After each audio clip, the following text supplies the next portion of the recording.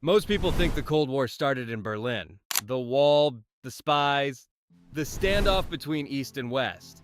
But the first real confrontation between the United States and the Soviet Union happened in Iran.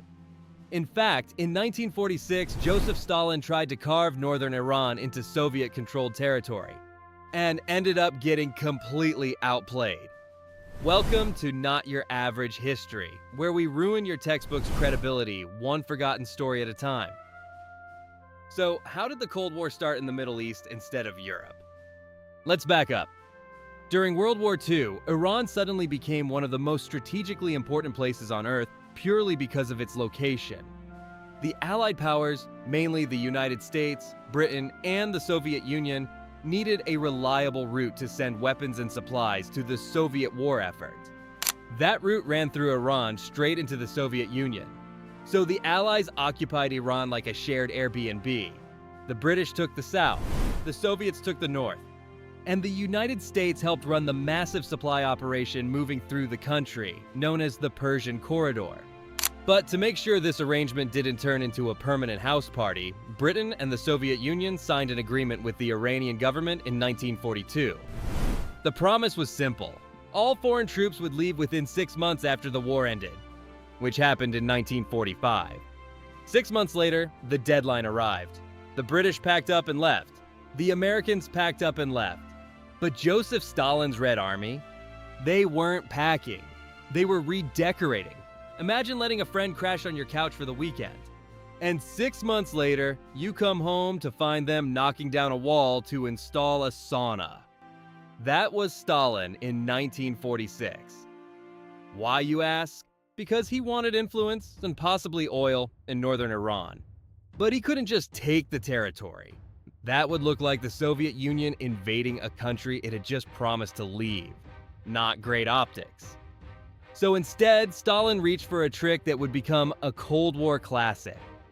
If the Soviet Union couldn't openly take northern Iran, it could help create new breakaway governments there instead. Governments that would split away from Iran and rely on Soviet support to survive, which meant Moscow would still control the region, just without officially invading it. So, under the protection of Soviet troops, 2 new governments suddenly appeared in northern Iran. The first was called the Azerbaijan People's Government.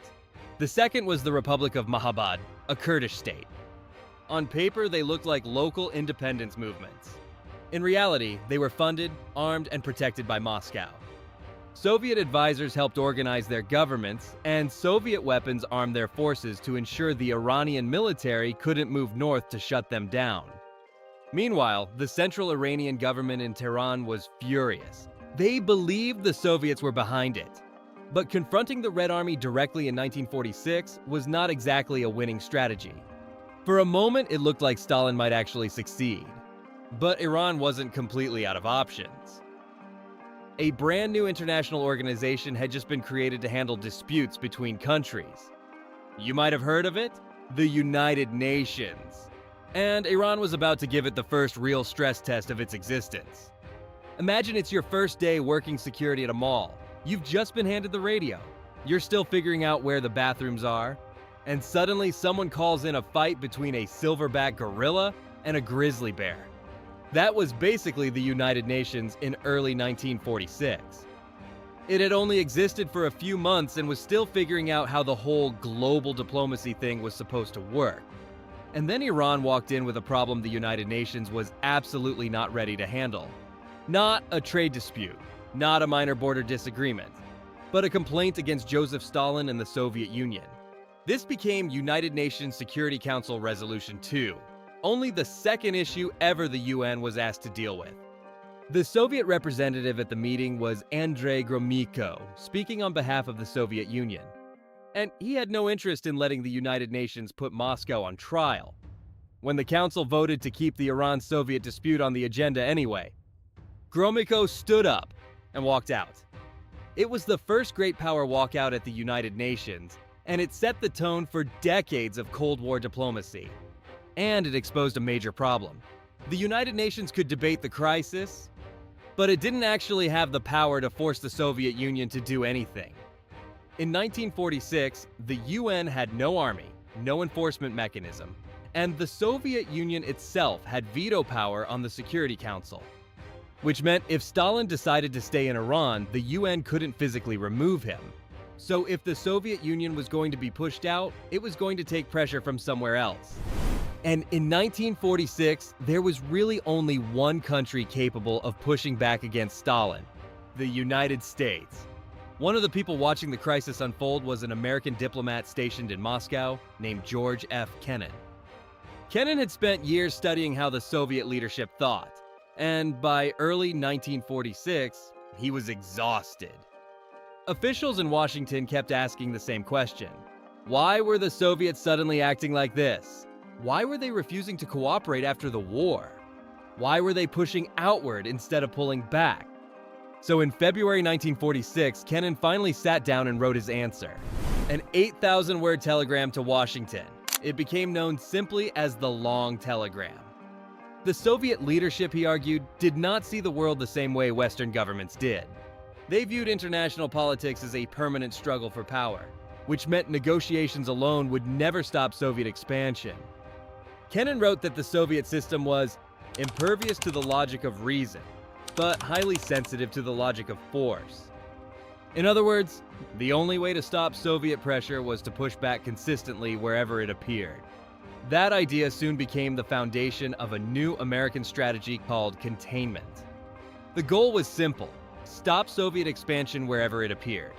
Because while diplomats debated the crisis at the United Nations, northern Iran was still occupied by 30,000 Soviet troops. And President Harry Truman decided that situation could not continue.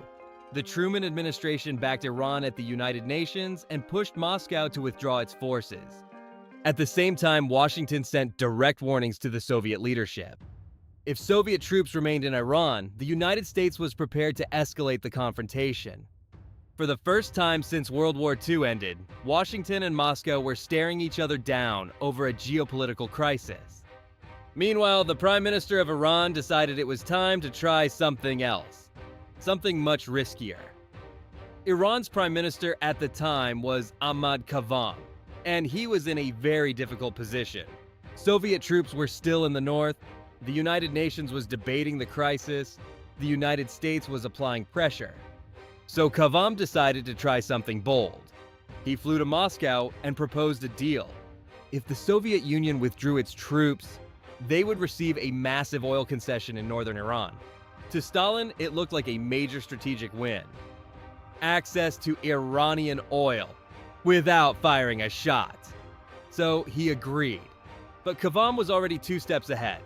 Under Iran's constitution, a deal that large, giving a foreign power access to Iranian oil, had to be approved by the Majlis, Iran's parliament. However, Iran hadn't held normal parliamentary elections for years. The war and the occupation had made national elections difficult to organize. Kavam argued that a decision this important should only be approved by a newly elected parliament. And those elections couldn't happen while they were being occupied by foreign troops, which meant the sequence had to go like this. First, Soviet troops withdraw. Then Iran holds elections. Then Parliament would vote on the oil deal.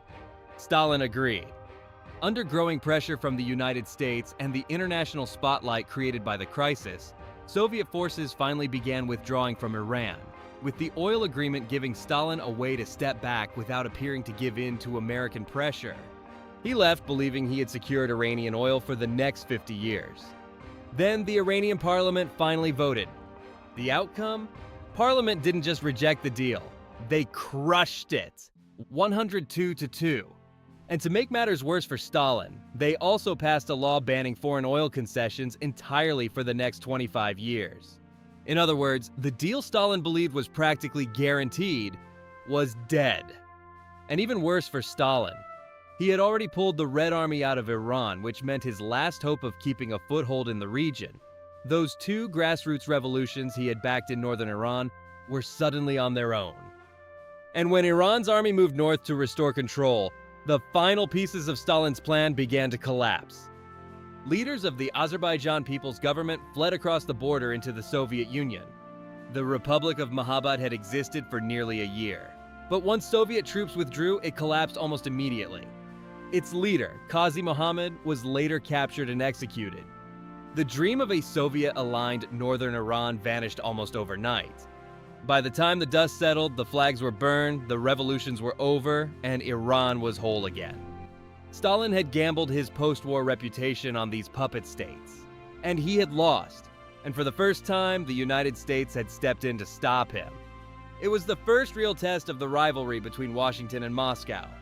It wasn't in Europe, it happened in Iran. Before Berlin became the symbol of the Cold War, there was a bluff, an oil deal, and a geopolitical gamble that Joseph Stalin thought he had already won. And that's where the Cold War really began.